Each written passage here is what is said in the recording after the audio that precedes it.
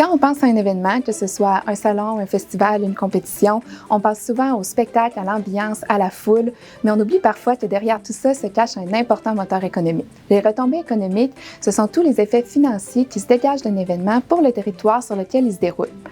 Concrètement, on va diviser les retombées en 3 grandes catégories. D'abord, les retombées directes, qui sont les dépenses des visiteurs, que ce soit pour la billetterie, le transport, l'hébergement, la location d'équipements et j'en passe.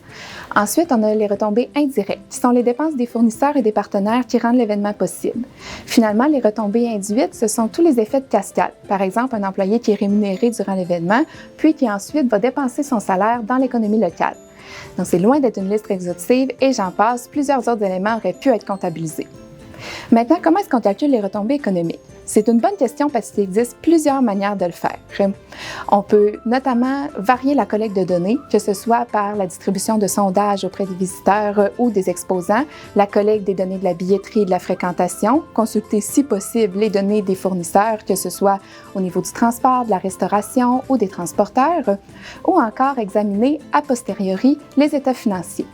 Finalement, les retombées économiques, ça permet de bien cerner l'impact qu'un événement sur le territoire sur lequel il se déroule. Puis bien les calculer, c'est essentiel pour comprendre les bénéfices, puis pouvoir en organiser plusieurs par la suite.